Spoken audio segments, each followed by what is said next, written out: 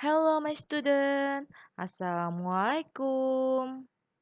Hari ini kita akan belajar tentang materi pertumbuhan dan perkembangan manusia.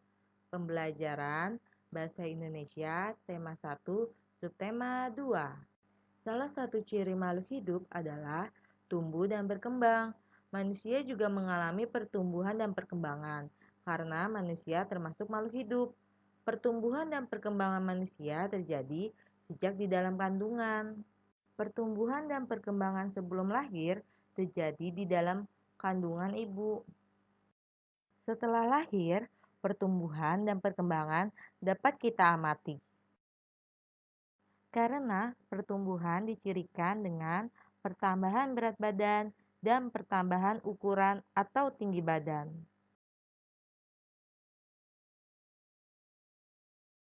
Contohnya, ketika baru dilahirkan, bayi berukuran kecil dengan berat badan ringan.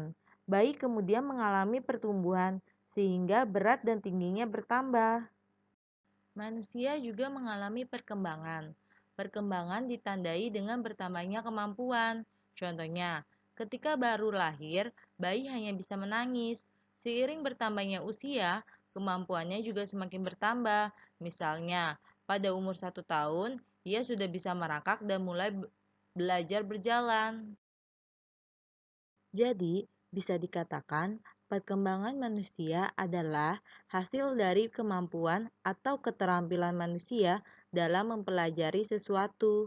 Pertumbuhan dan perkembangan manusia dipengaruhi oleh beberapa faktor, di antaranya yang pertama, keturunan orang tua, yang kedua makanan bergizi, yang ketiga waktu istirahat, yang keempat olahraga, dan yang kelima rekreasi.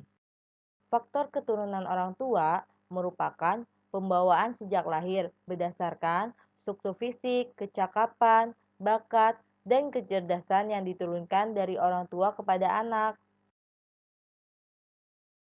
Jadi, jika kamu memiliki orang tua yang berbadan tinggi, maka badanmu akan tinggi seperti orang tuamu karena proses pertumbuhan kalian sama.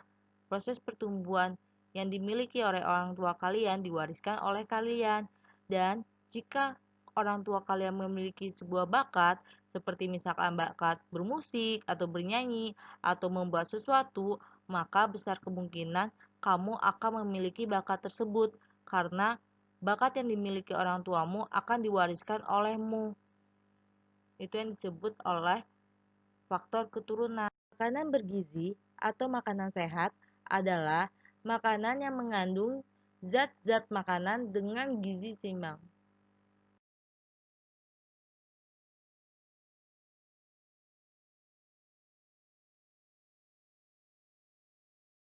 Makanan sehat banyak manfaatnya bagi tubuh. Selain untuk pertumbuhan dan perkembangan, makanan tersebut membuat tubuh terhindar dari berbagai penyakit.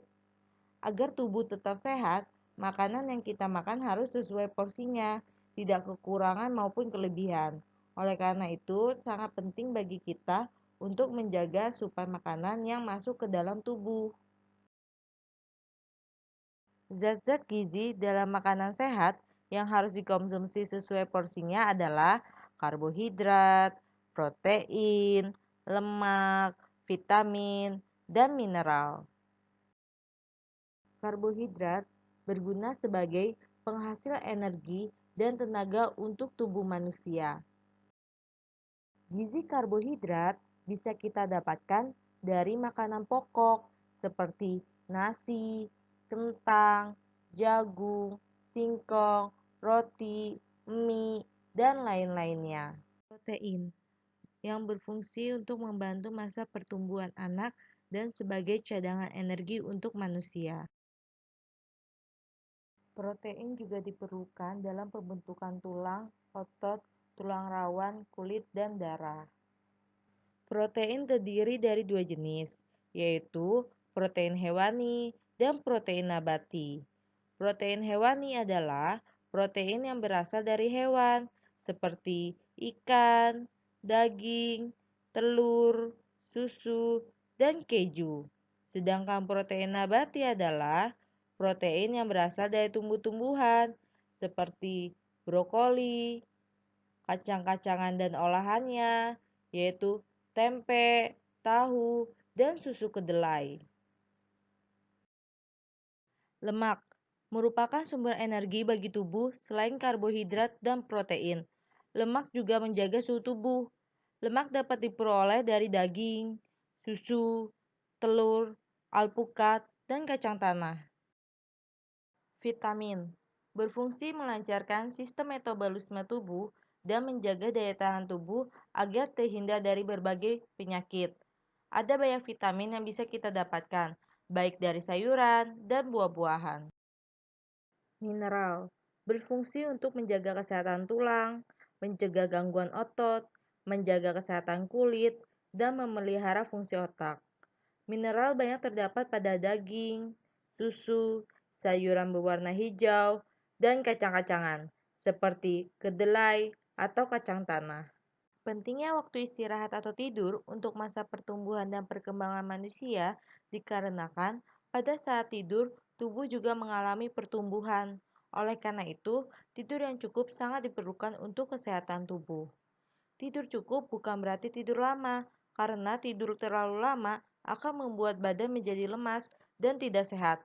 Lama tidur yang baik adalah 8 jam sehari. Ketika bangun, tubuhmu akan kembali segar, sehingga waktu istirahat yang baik bagi tubuh adalah tidur. Olahraga dapat meningkatkan kemampuan otak, membantu menunda proses penuaan, meningkatkan daya tahan tubuh, serta membuat tidur menjadi lebih nyenyak. Rekreasi bermanfaat untuk menyegarkan pikiran sehingga mampu beraktivitas kembali secara maksimal setelah mengalami kejenuhan pikiran maupun badan. Sekian pembelajaran kita hari ini. Kurang lebihnya Ibu mohon maaf. Assalamualaikum warahmatullahi wabarakatuh.